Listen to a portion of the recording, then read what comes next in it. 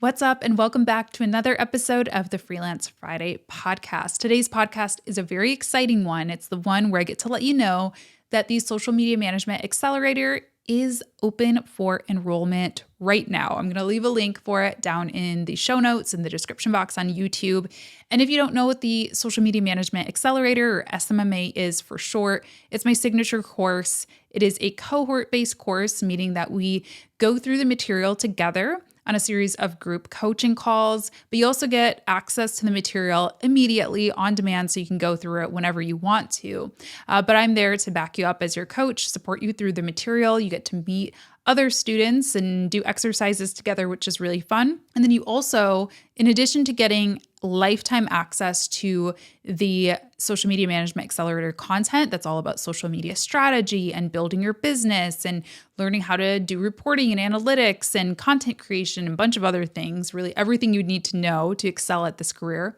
In addition to having lifetime access to those lessons, you also get a year's access to the SMMA Mastermind, which is a group forum where I show up in regularly. We do monthly office hours. So those are live Q&A calls with me. You can bring client work to those. You can bring your own website that you want audited, whatever you want. It's a good time. More info down below. And let's hop into today's episode. Today, I want to talk about the things that I wish I knew before becoming a freelance social media manager or just a freelancer in general, really. The first thing is really that practice is the best teacher. I, for so long, hesitated. I was waiting for the perfect moment to go full-time in my business or even just to get started. Like my first freelance job that I got was referred to me, a friend. They were talking about me in rooms that I didn't know I was being talked about in. And when I got offered this gig, it was to create a video for a local author. I hesitated. I was like, I don't know. I don't think I'm ready to do this. I'm just a film student. I've never actually worked with a client. And I felt definitely that imposter syndrome or whatever it is we want to call it. But really just getting in there, you learn so much more than just thinking and like stewing on it for so long, thinking about all the things that could go wrong, thinking about all the things that you need to know. Really, practice is everything. My first social media management portfolio was really just made up of projects like that one, in addition to my own blog that I had, that I just wrote about whatever I wanted to write about that day: music, food, pop culture, makeup, whatever. And all of those things combined just showed my clients that I was passionate about this, that I liked writing, I liked creating videos, I liked taking photos, and I was knowledgeable. I knew how to drive traffic to a blog post, to a website, and that was enough to get me going. The second thing I wish I would have known, specifically when it comes to freelancing, is that I wish I would have known that business finances and personal finances were different. Yeah, when I first started, I was just like, I didn't know what I was doing. I was accepting checks written out to my name, put into my personal bank account. And obviously, when I was first starting, I was able to figure it out because I only had, a handful of small projects that whole year. But once I started to get really serious about my business, having good separation between these two things and just having a good tax strategy in general and a financial strategy in general just became so much more important. And a great way to do this that did not exist when I first started, I wish I did, is today's sponsor, Found. Look, no one starts their own freelance business because they're dying to do paperwork. No one's dream is just to send and track invoices all day. All that paperwork adds up and keeps you from doing the stuff you really want to be doing. And that's where I think Found could change the game for small business owners. Found is all-in-one business banking that makes all your finances so easy. All that stuff you put off doing, it does it for you. Here's how it works. With Found, you have a business checking account. Then all your business expenses are automatically tracked and categorized. When it's time to bill your client, you can create, customize, and send an invoice right from the app in seconds. When you get paid, the money goes directly to your Found business checking. And the best part, Found automatically sets aside the right amount for taxes, so you're not empty-handed at tax time. With Found, your books are in order, everything's in one place, and you don't have to think about all those little details. Even sign up is easy. It's free and takes just minutes. Plus, if you spend $100 with your Found card in the first 30 days, you'll get a $25 bonus in your account. There's no commitment. Try Found today and see what a difference it can make. Head to found.com/Latasha or use promo code Latasha to try Found today. Terms and conditions apply. Found is a financial technology company, not a bank. Found's banking services are provided by Piermont Bank, member FDIC. Remember, head to found.com/Latasha or use promo code Latasha to try Found today. Okay, next thing is I wish that I knew that I didn't have to do it all. In addition to just overthinking, was I ready? Did I know enough? Was I good enough? I also really overthought, did I need to do it all, right? I was a video creator, a writer. I was pretty confident in those skills and still am. I was not necessarily super confident in my ability to run a paid Facebook ad. In fact, when I first started, I'd never done that ever. I barely even knew what a Facebook ad was. And for a long time, I was like, oh, I don't know. I can't start a marketing agency or a marketing freelance, side hustle without knowing how to do ads or without knowing about Google Analytics or Google AdWords and, all the different things that you can do out there, right? And I truly believe, especially in today's day and age where social media management is so broad, that's so broad of a term nowadays. I can admit it, even as somebody who creates social media management content. There's a million different jobs in there. And I really do believe that specialists are being rewarded now more than ever. When I go to hire somebody for my business, I don't want to hire somebody who says they can do it all, because in most cases, they don't usually do a good job at all of it. Now, there are exceptions, of course. And if you're looking to build an agency with, 20 different people and a head of Pinterest, a head of TikTok, of course, you can do it, but most people are good at a handful of things and they do those things really, really well. So figure out what those things are for you. Maybe it is paid ads, maybe it's analytics, maybe it's copywriting, maybe it's photography, maybe it's video, maybe it's there's a million other things I'm sure that I'm missing, but you don't have to do it all. And in fact, I think it really does you well to specialize and to be clear about what those things are that you do well and really just hone in on that. Do you focus on LinkedIn? Do you focus on TikTok? Do you focus on blogging?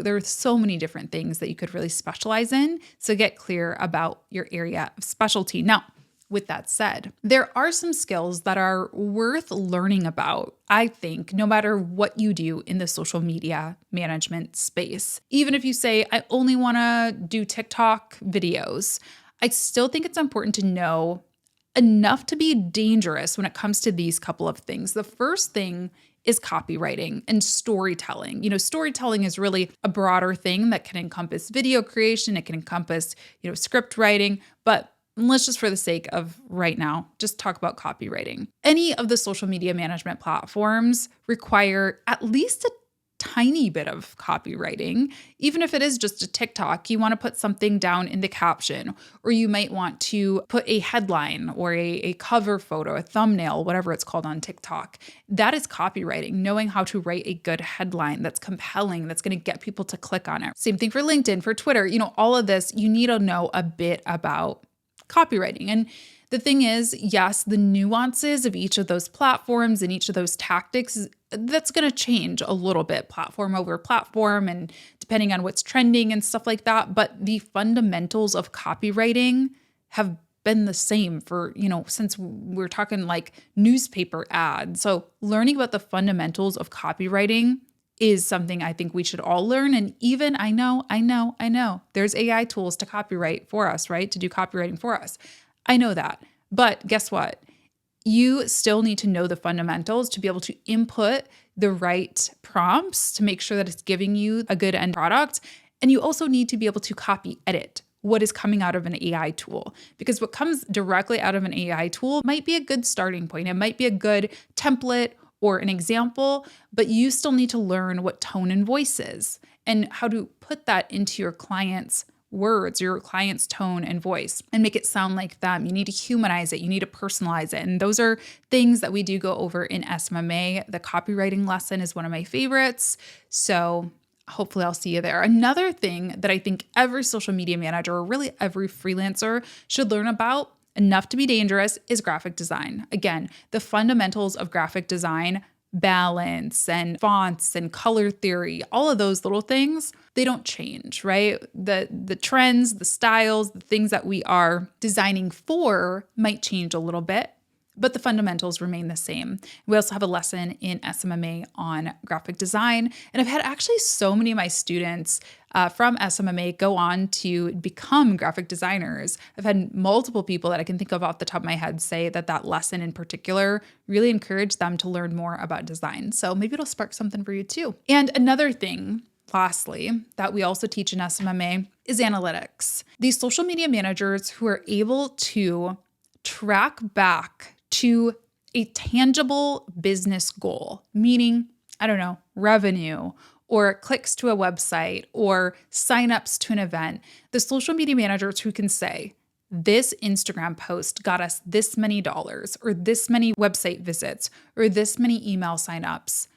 In my experience, from what I have seen with working, I've taught over 5 cohorts of SMMA, so over 500 students, thousands through other courses and experiences. I have seen those who can speak to analytics really well and really confidently are the ones who get those high ticket clients, keep those high ticket clients, and overall just feel a lot more confident about what they're doing because they're not constantly scared that, oh my gosh, I'm going to get laid off. They're going to let me go because they're not seeing results, because they know how to look for those results and how to speak to those results. So those are 3 things I think you could learn if you want to take things up a notch and invest in, new skills. I wish I knew in the beginning that other freelancers were not my competition, my enemy, people I should fear. They were my support system. They were my friends. They are my friends. They are my support system. They're my referral network. Listen, we all have something that we do different. Even if we don't feel like we're different, like even if you and I both specialize in doing social media for personal brands, let's just say, there's still a certain style, a certain way that I do that that's going to be different than you and vice versa. And there are going to be some clients that just want your style more than mine. All you can do is be yourself. There could be a million reasons why somebody chooses you over them or them over you.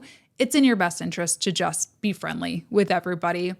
I have had so many great opportunities come to me because another freelancer recommended me, whether it's a client opportunity, whether it's I just went to an event, I spoke at an event, and one of the people who worked at an agency who is I think she's like a social media brand manager, I don't remember her exact title, but she pulled me aside and said, hey, I recommended you for this event. I've been watching you since I was younger and you inspired me to get into this field. So you never know where people are going to end up, where they're going to pull you in, what they're going to recommend you for. So just be friendly with people, I'm telling you, and having a support system, having people who understand what this industry is like, understand what freelancing is like, is so helpful because not all of my friends understand what I do. And don't get me wrong, I think it's important to have real life friends too, people who don't do what we do also. But there were just some things that, a lot of people just don't understand or can't relate to, whether it's the fact that you might not be able to go out on Friday night because you've got a launch on Saturday morning. And some of your friends might be like, what? You're working on Saturday morning or Friday night? Or whether it's just things that have to do with finances, somebody to complain about paying quarterly taxes with. You need a support system. At least I certainly do. Speaking of quarterly taxes, I also wish I knew that I should really charge more. And I know this is one of those things that it's I kind of am tired of hearing it and seeing it on Instagram. Raise your rates. But really, you might want to raise your rates. The thing is, when I got my first freelance gig and I was like, whatever, I think I was charging $20 an hour or something. At that time, now this is, almost 10 years ago. I mean, that's a salary of $3,200 a month. If I were to work 40 hours at $20 an hour, that's not a terrible salary, right? For a side hustle. But the thing is, it's not a salary. The thing is, I was not taking home $20. The thing is, I was not working 40 hours. You see where I'm going with this.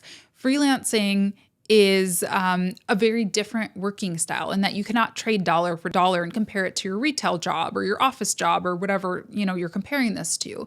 You now have to pay for taxes. We have to pay for our own health insurance, our own office space, our own equipment. If something goes wrong in business, we have to pay for all of that stuff, right? Our own training, our own workbooks, if we're going to, read or take courses, all of these things come out of our pockets, not our employers.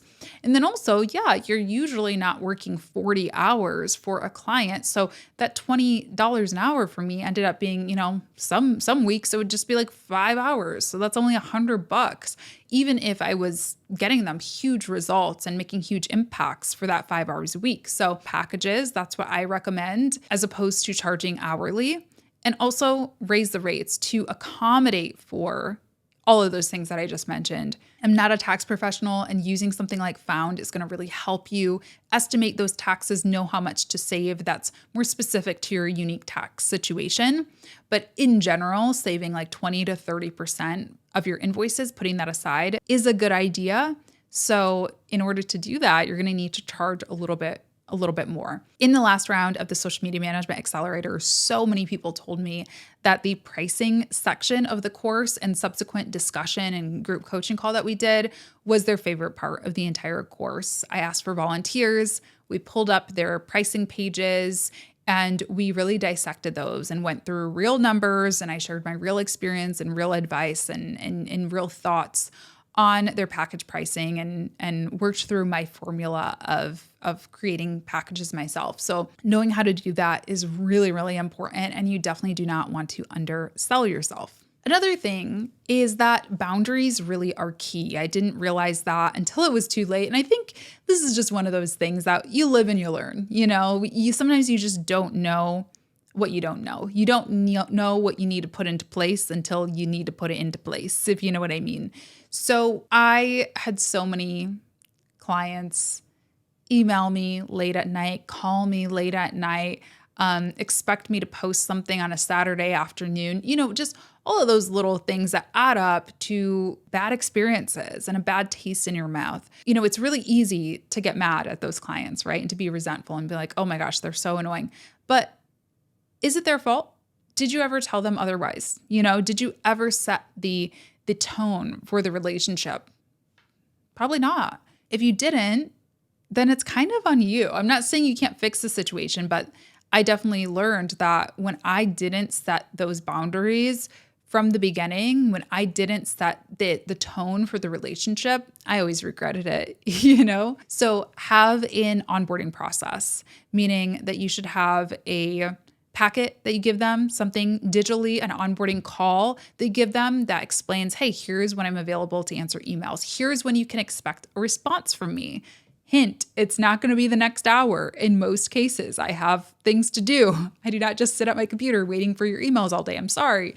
Having all of that stuff in a nice little package for them, and then also going over it on a call with them is a game changer. And I'm not saying I still don't have clients who overstep boundaries, who, do things I sometimes wish they wouldn't.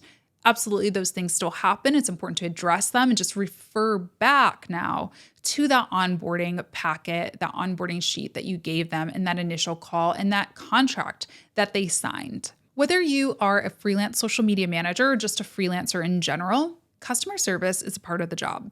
And this is something that I thought I had escaped when I, left the world of Ray G. Biving bras and folding jeans in various retail stores throughout my college years. I thought I escaped customer service.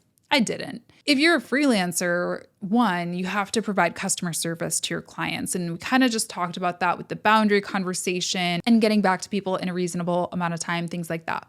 But also when you're a social media manager, you now have to do customer service for your clients. And yes, this is, in my opinion, a part of the job. When I worked corporate as a social media manager, I was expected to do customer care. Some of the bigger companies I worked at, we had a customer care team, so I'd pass it off to them.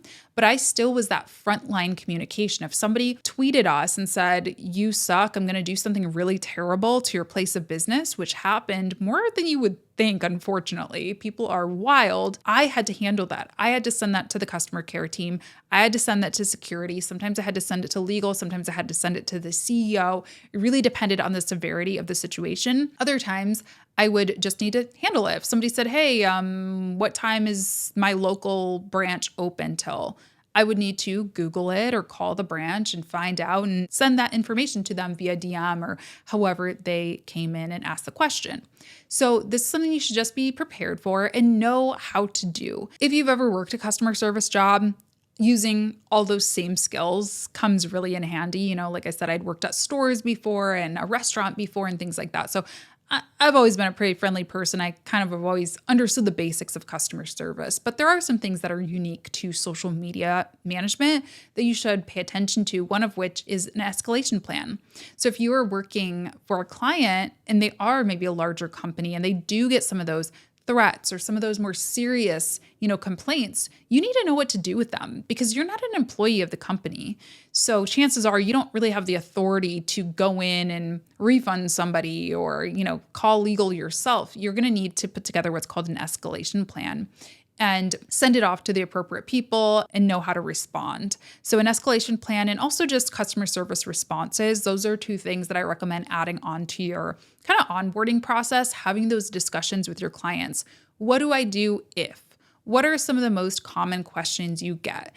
And then give me your responses to them so I can personalize them, put them in my own voice, and make sure that I'm taking care of those things. The next thing I want to share is that you don't need to be a social media manager forever. And I know this might sound weird because I like to teach people how to become social media managers, but in my opinion, it is a starting point for a lot of people. And just like I met somebody at this event that I hosted, who is now higher level. I can't remember exactly what her title is, but she's like a brand manager or something. She started as a social media manager. I have had students that started doing freelance social media management and decided, you know what, I really like design. I'm going to lean more into that. Or I really like copywriting, or I really like coaching, or whatever. I'm going to lean into that.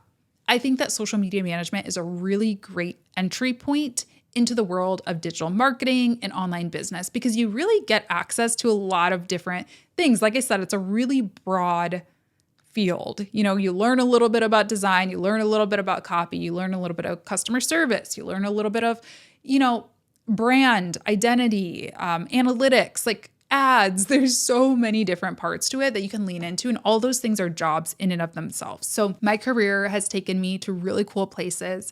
I have, yes, done social media management, but actually where I've made the majority of my money in my agency has been doing videos for other people. So doing kind of UGC style videos where I am creating content that lives on social media for my clients, but also doing some video production where I'm not on camera and I am producing a video that an author can use to sell her book, or I am creating an online course for a brand, things like that. So without getting my first social media copywriting job, I would have never known that some of those things, that there was a need for some of those things. I would have never had those experiences or had access to those people who wanted to hire me for social media content, not just social media management. I've also then grown a personal brand of my own through this podcast and my YouTube channel that has enabled me to work with a ton of brands, like wonderful sponsors like Found and other brands that I've worked with over the years. And that's led to speaking gigs. That's led to,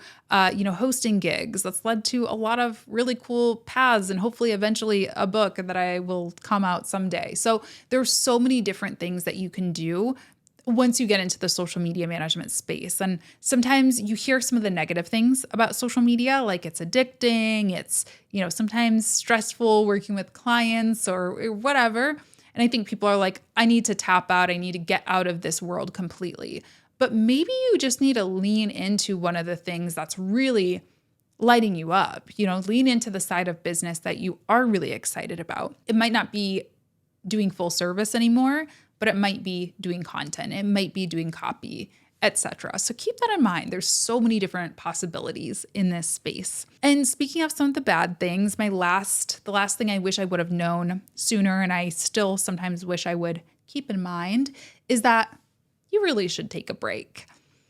Social media has gotten so demanding over the years. When I first started, I was posting on Facebook pages. I was writing tweets. Nowadays, it's like, oh my gosh, time to create this 20th video of the day for the 20th platform that's changing. And that's, it's very overwhelming compared to what it was. Now, that's a whole thing that we could talk about deeper and we talk about more in SMMA is strategy, because you don't need to be doing all those things. You got to be strategic about what you're putting your energy into, but that's another conversation for another day. But what I want you to keep in mind is not only do you need to be strategic for your clients and for yourself as well, meaning it probably doesn't make sense if you're trying to target high-level corporate CEOs for you to be like dancing on TikTok 24/7. I'm not saying don't try TikTok, but that may not be where your ideal target audience is, right? But in addition to that, you can't do your best work if you are just completely burning yourself out. To create, to really think clearly, you need space. Creative people need time and space to just stare at the wall. I always say that and people laugh, but I mean it. Like there are many times of the day where I sit here and I just stare at the wall or stare out the window or go on a walk and just take in what's going on around me. And we really need that to do our best work. So don't be afraid to take a break. It sometimes feels really selfish. It feels like, oh my gosh, I could be doing this for my client. I could be doing this for my own brand. It could be reaching out to this person to be a client. And you know what? I have had so much more clarity. I've had so much more success after those moments of staring at the wall, after those long walks, after taking, a week off to go hang out and hide away in the woods. So just keep that in mind. Also, I think it's really BS that the platforms or people peer pressure us into posting like 24/7, 50 times a day for these platforms. You hear often the algorithm.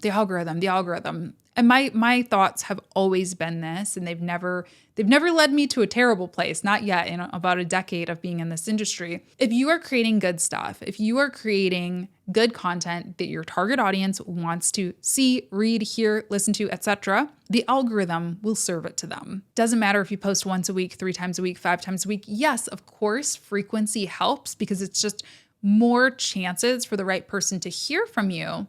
But at the end of the day, if you post something that's amazing, it will find the people that it needs to find. It doesn't make sense for the platforms to penalize you because you only posted once this week instead of 3 times a week. So just remember that it's okay to take a break. It's okay to take a breath, and that doing so really helps you do your best work. And it's essential. It really is. So let me know if you're a freelancer, if you're a freelance social media manager. Let me know if there are any tips that you would share to the newbies out there that you wish you knew before you first got started.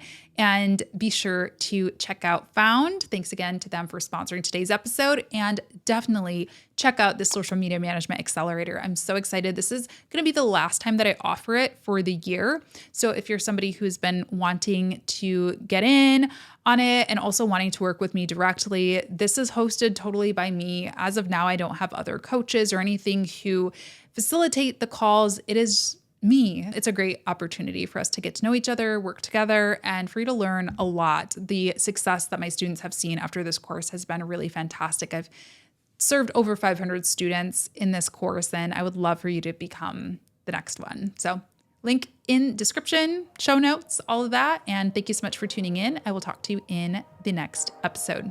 Bye.